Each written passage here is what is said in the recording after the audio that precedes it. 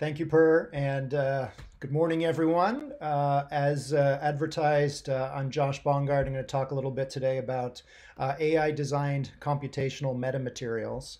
But before we do, I just wanted to pull back a little bit and talk about AI-designed systems in general. This is something that my group's been working on for, 20 years now. Our main focus over the years has been on AI-designed robots. What's an AI-designed robot? Well, we task an AI with designing the brain and possibly the body or physical makeup of the robot as well. The AI conducts some sort of search process and comes back with a robot design that it discovered in silico, that it thinks is going to work in reality. And then again, over the years, depending on what technology was available to us, we tried to build a physical version of that AI designed robot, and then we compare the behavior of the physical robot with the simulated robot. Often there's a big mismatch there between what the AI thought was going to happen and what actually happened. That's known as the sim to real problem. I'm not going to talk about that today. In more recent years, we've shifted our focus from rigid robots, which are basically kinematic chains or kinematic trees, to AI-designed soft robots. And you can see some examples in the center panel, center right, and lower left. Soft robots are interesting for lots of reasons. One reason is that they have very rich and nonlinear dynamics, which I thought would be of interest to this crowd. It's very difficult for the AI to understand those dynamics, to control those dynamics, damp those dynamics, let alone try and exploit those rich dynamics to get the soft robot to do whatever it is we wanted the soft robot to do. So AI designed soft robots is basically an open problem. It's a very exciting field that lies at the intersection of computer science, AI, and material science and dynamics. So if people are interested in that, I'd be happy to talk about it offline. Not going to focus on soft robots today. More recently, my group has moved on to AI-designed biobots, which you can see in the bottom center panel here, otherwise known as the xenobots. These are millimeter-sized robots that are made from 100% biological components, which are, at the moment, genetically unmodified frog cells. What I am going to talk about today, you can see in the bottom right, these are AI-designed metamaterials, and I'll show them in a little bit more detail here. Here's some preliminary results that are coming from a collaboration between my group and my PhD student, Atusa Parsa, who did all the real work you're going to see today. And we've just started a collaboration with Corey O'Hearn and Rebecca Kramer-Botiglio at Yale and Mark Shattuck at City University of New York. Mark and Corey and Rebecca are the material scientists and the engineers. My group is bringing the AI to this collaboration.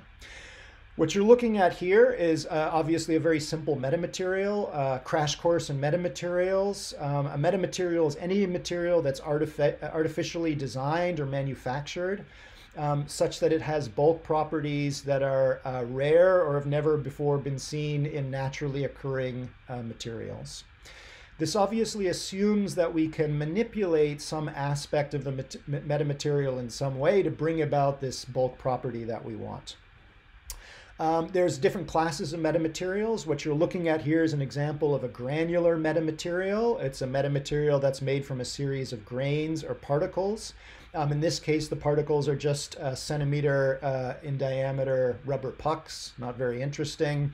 And obviously just a 1D arrangement of them. But even this very simple metamaterial, we can agitate one part of the material. In this case, there's a motor that's exciting the leftmost particle at a given frequency and a given amplitude. And you can see that even in this simple material, which hasn't been AI designed at all, you start to get interesting dynamics. You get amplification and suppression of this vibration simultaneously at different parts in the metamaterial. So what might we AI design a metamaterial to do? One thing that we can get a metamaterial to do is to act as a computational device. And when we do that, we start to talk about computational metamaterials, or CMMs. CMMs fall within this larger framework of a mechanical computer, and mechanical computing is actually a very active field at the moment. A lot of interesting ideas here. Basically, the main question driving this community is, can we recapitulate or recreate computers in materials other than the traditional materials, which is digital electronics and even analog electronics? Some of the more interesting mechanical computers are just that. They're built from purely physical materials. Here's sort of an interesting example. This is the beginnings of an origami computer. In this case, you take a sheet of paper and fold it in a particular way, and when it's folded into a particular configuration, it has two energy minima. If we view those energy minima as 0 and 1, we have the beginning of a binary system. We can then couple those pieces of folded paper together in various ways and try and build up towards an origami computer. Another question you can ask about mechanical computers is there things that they can do better than traditional computers can? One of the things they cannot do better is obviously speed. It's going to be very difficult to compete against traditional computers in terms of speed. But there are unique advantages that mechanical computers do have and might have over digital computers. One of those advantages that I think is particularly interesting is that we can actually start to build up mechanical computers using different computational building blocks than you find in digital computers.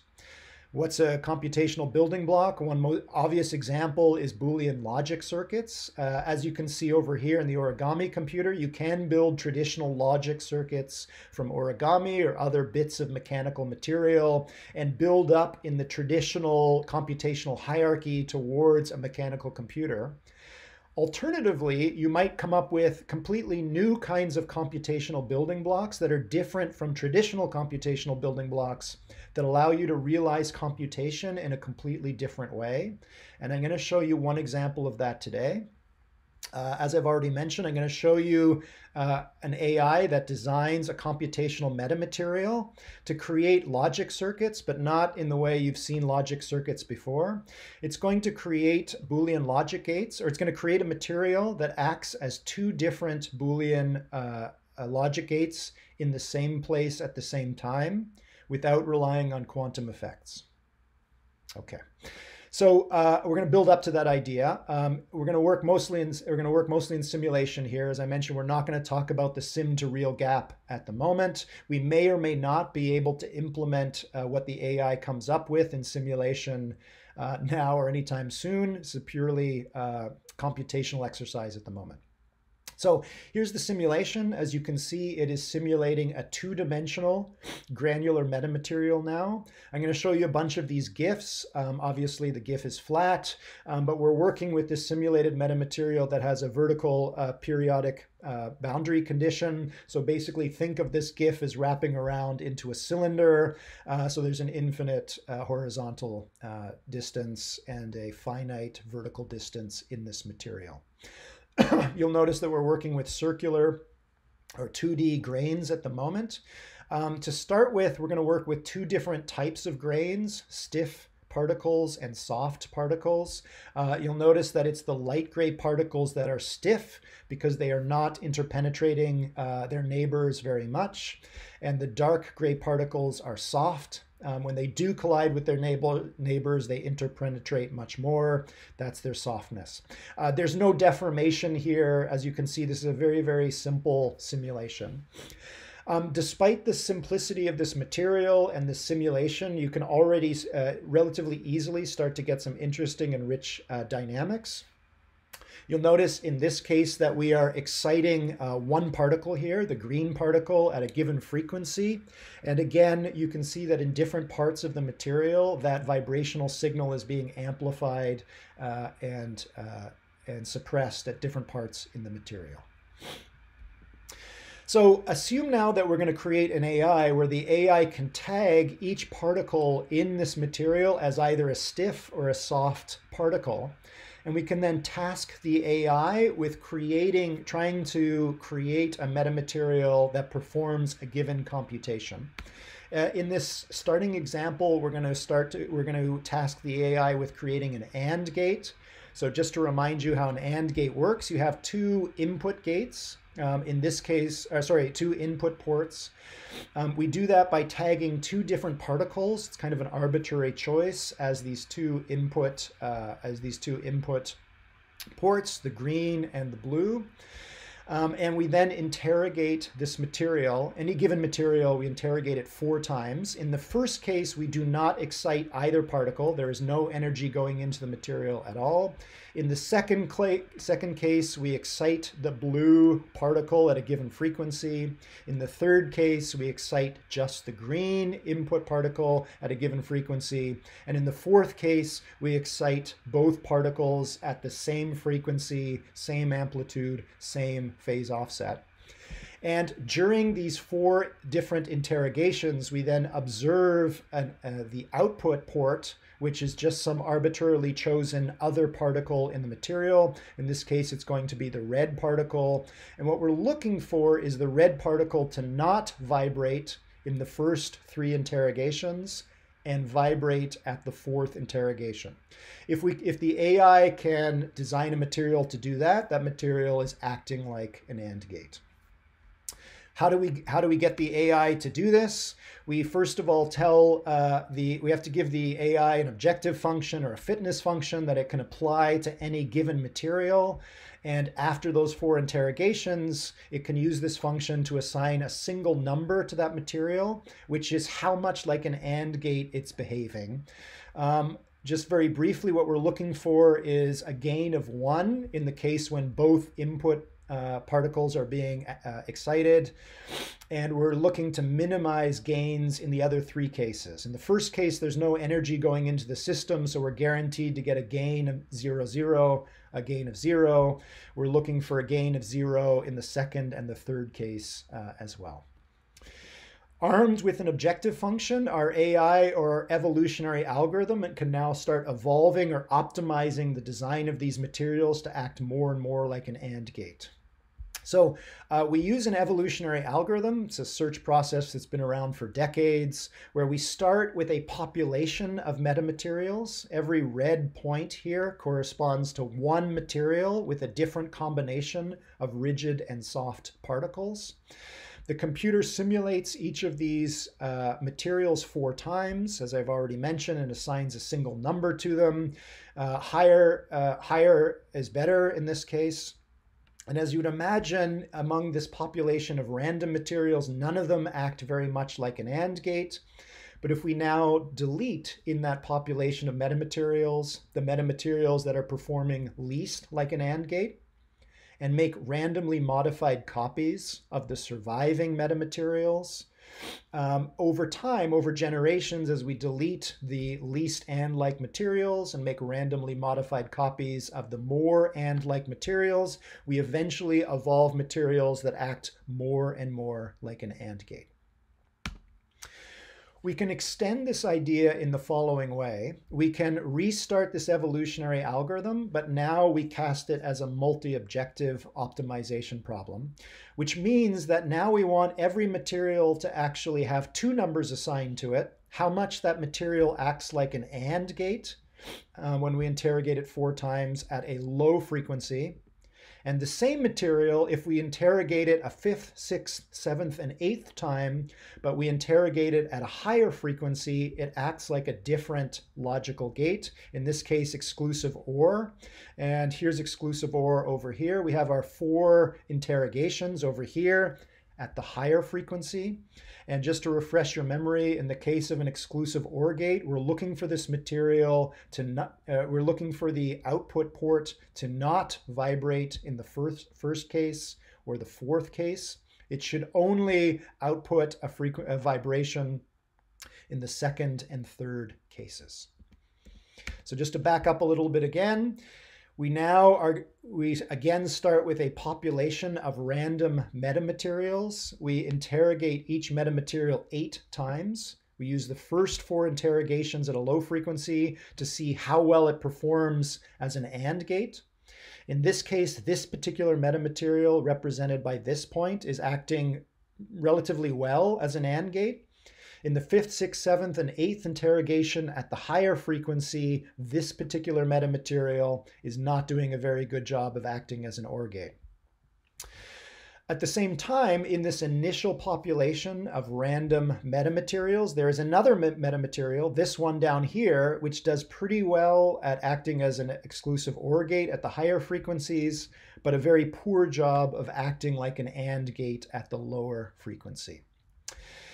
In a multi-objective optimization system here, we're going to again delete some of the metamaterials in the initial random population and make randomly modified copies of the surviving metamaterials. Which ones do we decide to delete and which ones do we decide to allow to produce randomly modified copies?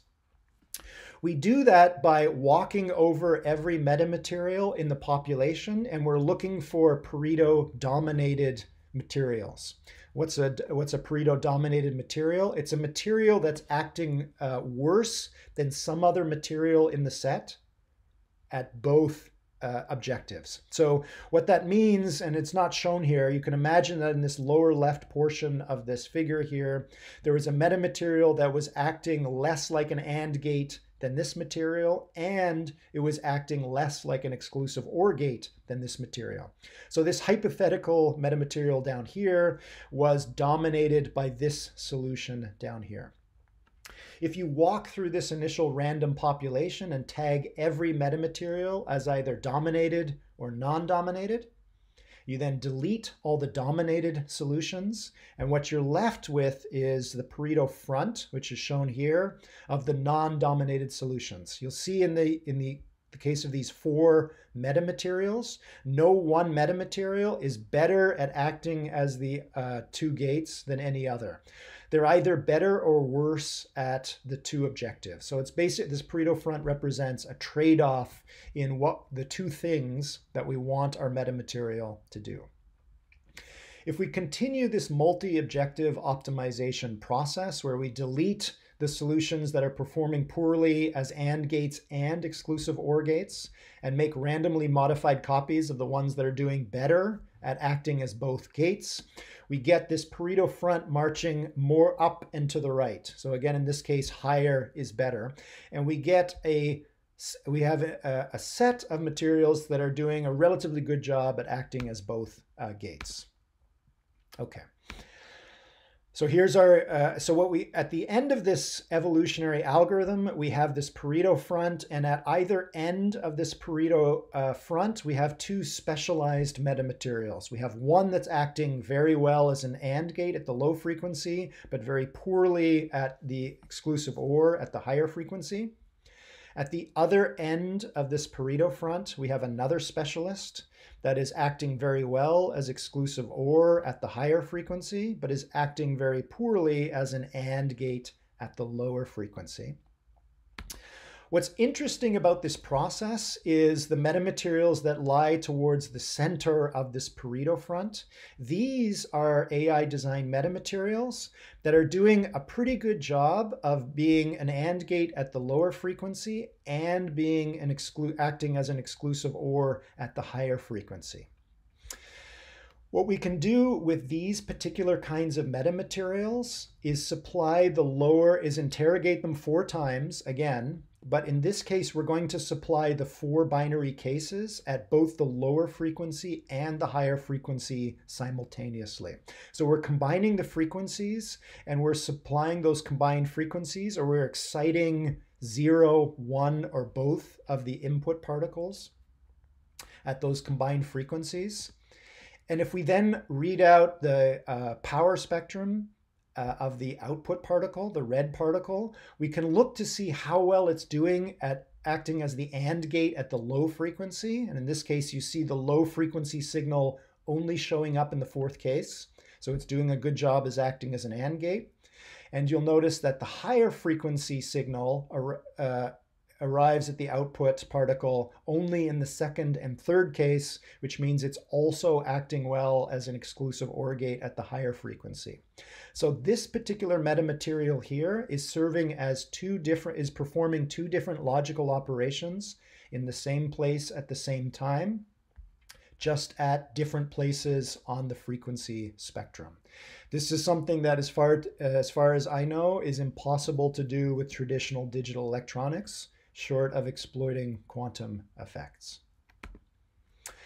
Okay, so just to dive into a little bit more detail or take another view at how the AI produced this computational metamaterial, what you're looking at now is one of these evolutionary runs where we're deleting the materials that act poorly at the two gates and making randomly modified copies of the materials that are doing a better job at both gates. And we've got evolutionary time on the horizontal axis here, and then we're plotting on the vertical axis here in both plots the average ability of the metamaterials in the population to act as an AND gate and to act as an XOR gate. So basically the abilities on average in the population of evolving metamaterials, they're getting better at both logical operations. Here's a plot of what this actually looks like. So the orange dots here, each orange dot corresponds to one metamaterial in the original population of random metamaterials. 100 generations later, this is the Pareto front. So these are some of the metamaterials in the population at that time, at the 100th generation. You can see that they're all of these are doing better at acting as AND and exclusive OR than the initial random metamaterials. And then finally at the end, at 250 generations, we've got this Pareto front here. And as I mentioned before, we have two specialists. One up here, which is acting very good as an XOR gate and not very good at AND.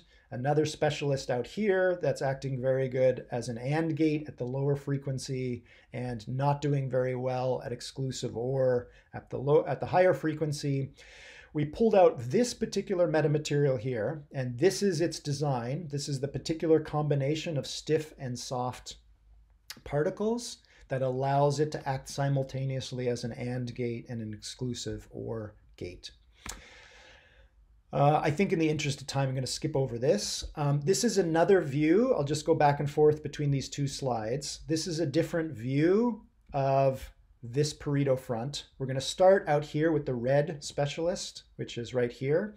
This is the metamaterial that acts very well as an AND gate, but doesn't do very well at exclusive OR. And we are then going to march along the Pareto front from this specialist inward towards this material that is able to do both. And along the way, we're traveling over a series of materials from an AND specialist that's getting worse and worse at AND, but better and better at exclusive OR until we get to this material, which is pretty good at AND and pretty good at exclusive OR. And we then keep marching from this material to this material to this material to this material, from this material to this, to this, to this, until we get to the exclusive OR specialist. The reason I wanted to show you this is you can see that there's a family resemblance between these materials. They're genetically related to one another. Remember, this is an evolutionary algorithm. All of these materials probably had a common ancestor, but they've sort of diverged a little bit. But they're also quite different from one another. One of the advantages of evolutionary algorithms is that they don't give you just one good solution to whatever your problem is. They give you a diversity of solutions, and you can see some of that diversity here. Okay, so I want to show you a little bit more of the analysis of this one particular material, this one here, the one that acts as AND and exclusive OR simultaneously, and show you how it does it. Remember that we interrogate this material 4 times to start with. Or sorry, we agitate this material I'm going to start with 4 times at the lower frequency. And you can see the results in the frequency domain here. So what you're looking at on the horizontal axis here is frequency in hertz. The vertical axis here is the amplitude or the amount of power at the output particle. In these 4 cases. So in the first case, we do not excite either the green or the blue particle, and not surprisingly, there is no vibration whatsoever output by the red particle. In this second case here, we are only exciting the blue input particle. So you can see there is quite a bit of power at 7 hertz. This was sort of an arbitrarily chosen frequency. And you see no response, or almost no response, from the red particle, which is what we want. In the third interrogation, we only excite the green particle, but not the blue particle, again at 7 hertz. You can see there's a little bit of excitation of the red particle, but not very much. It's only when we excite both the blue and the green particle together at 7 hertz that we get an appreciable response at the red particle. Here is the exact same particle, but now this is the result of the fifth. I'm sorry, this is still the first four interrogations. I would just walk you through the frequency domain. Here's the response of the material in the time domain. You can see it attempting to suppress excitation of the red particle, but allow excitation of the red particle in just the fourth case.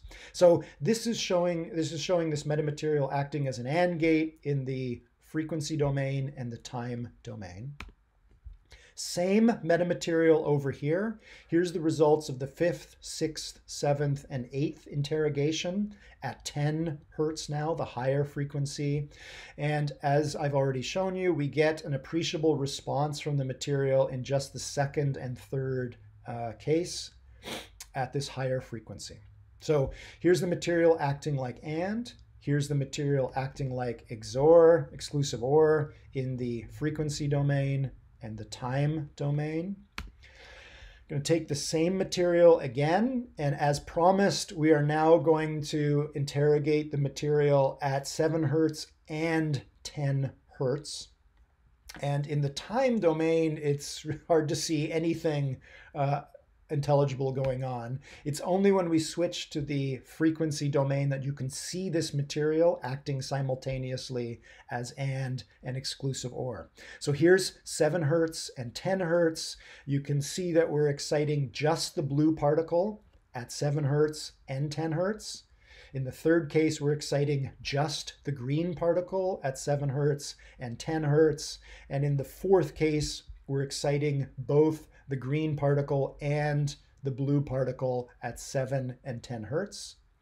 And if you focus on 7 hertz, the lower frequency, you can see 0, mostly 1. So it's acting as AND at 7 hertz. And at the higher frequency, we get no response, and significant power in the second and third case. It's acting as exclusive OR at the same time in the same place, but at different points on the frequency spectrum. So that was exciting for us. It shows that there is something that a mechanical computer, or at least a computational material, in this case a computational metamaterial, can do that a traditional digital computer cannot do. However, this is still early days. This is still very, very simple building blocks. So as you can imagine, we're now trying to build up a more complex computational hierarchy. I've shown you the material acting as an AND gate, an exclusive OR gate. We're mostly interested in the NAND gate, the not AND gate. For those of you that remember Comp Sci 101, the NAND gate is logically universal, meaning you can build any arbitrarily complex computer or compute any arbitrarily complex computation by composing NAND gates together. So if we can get a metamaterial to act like a NAND gate, we're on our way at least towards a computational universal computer.